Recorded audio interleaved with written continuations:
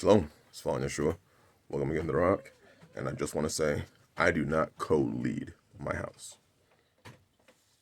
In today's, family atmosphere, we have a lot of, I don't know, maybe it's more modern civilization, we call it, and things like that, where they, everyone is or in the home, you have the co-idea, co-leaders, co-head. There's no co-head.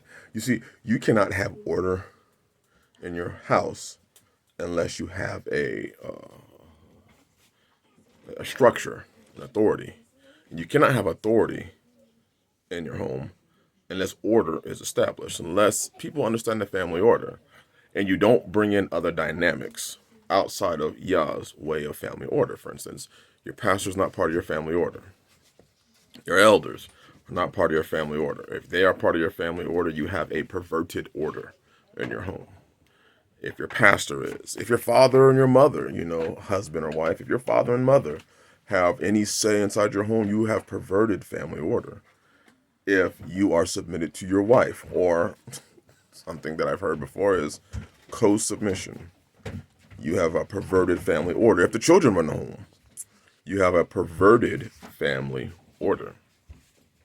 I think modern Western, the divorce rates and what you see in today's society is a result of authority, I guess you would call it, like co-parenting, co-authority. So you have to establish order in order to have authority. And societies fall when order is destroyed. When you have co-visions, husband's got a vision for the family, wife's got a vision for the family. Shit, the children can have visions for the family. Pastor and everybody else can have visions for the family. Can you imagine how that looks? The Bible says you can't serve two masters. So who's the master of your home, brothers? And I'm asking you because if you go to your wife and say, "Baby, who's the authority? Who's the head? Who's the master of this household? Is it me or is it elder, or is it the president, or is it the governor?" The order, the authority belongs to one. Paul, I think, did a great job, and you see this throughout the book. You see Yah, Yeshua, husband, wife, children. Anything else is a perversion. A co-lead, perversion. An upside down lead, perversion. Don't let your household become perverted, especially in today's modern society. Because if I say these words, people say, "Oh, you're a narcissist," or a chauvinistic, or what was it? Those terms: chauvinist, narcissist, whatever it may be. I just run my house, and in my house, what that order is established. So, I know a lot of people have a lot of confusions about their home. One day you run, brother. The next day your wife runs it. The next day, for a lot of you brothers, because you're basically just servants. I mean, that's what you are according to the law. Your pastor runs your household. You run his land, you live by his rules. He runs your household. For me in my house, we serve Yah. And you don't understand. Most of you never understand. And most men today will never understand what it is to run their home. The government runs part of your home. Let's say you had a child and the woman got mad and took off with the children. Yeah, now the government's in your house. They're dictating rules. They're dictating when you can see your children, what things you can and cannot do with your children. You can't. If your child says, "I want to become a girl," and you dare say no, and mama says, "Yeah, my son's gonna become a girl," then you go, and the government says, "Yep, it's a girl." What you gonna do about it? Not a damn thing. The government comes in and says, "We taking, a third of your paycheck or a fifth of your paycheck to give it to her." What you gonna do about it? None.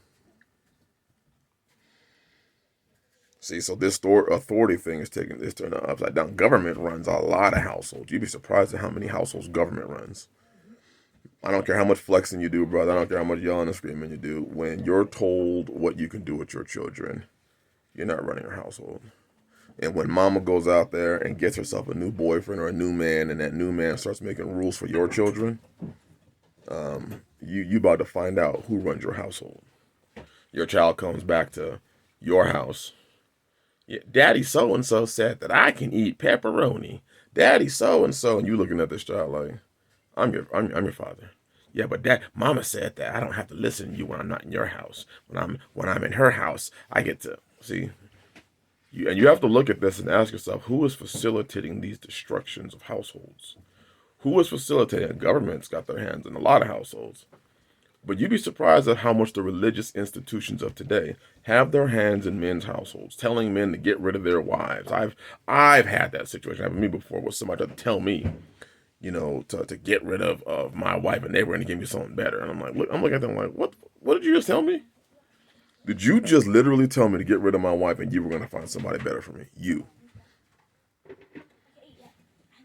When did the church become part of putting families together? Why are men, you hear men crying today, I want a wife, but they said I'm not ready yet. Who said that? You're not ready yet. One of my elders. What? Bible says when a man finds a wife, not when your pastor finds a wife, not when you're, see, when you don't have this, when you have this perversion of family. Just like people are arguing about polygyny. I'm not debating about polygyny.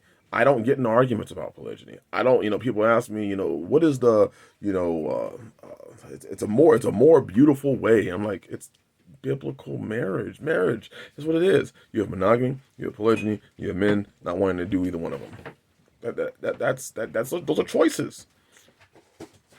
People are making, marriage out to be some crazy thing that, no, it's you read the book, read Ecclesiasticus, Sirach, chapter 25, chapter 26. Read 1 Peter 3, read Ephesians 5, read Deuteronomy 24. Have an understanding of what marriage is and the link between Messiah and us and husbands and their wives. Flesh of my flesh, bone of my bone.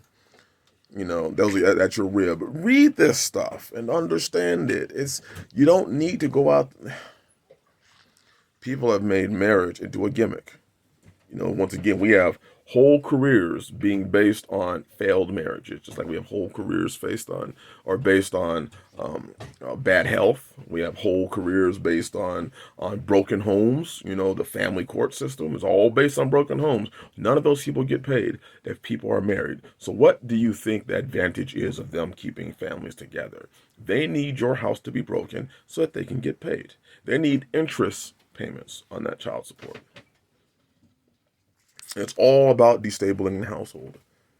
This is why this system facilitates and promotes the destabilization of homes, the lack of foundation of homes, the lack of fathers in households, the lack of fathers and mothers being together as one.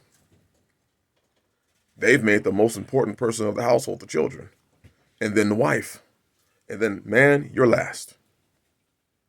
You're last. When without a vision, the Bible says without a vision, the people perish. Yah's giving that vision to you, man. He's giving you the vision. And without that vision, the people, the family, perishes. I think I'm going to stop there. Let that sink in. Don't let somebody else give you the vision, and do not let disorder come into your home. Certainly do not ever let somebody else take authority over your household, brothers. Because you will suffer immensely. And you may lose your name. If you don't know how important the name is, it's very important. Especially in this faith. Bless y'all. Shalom.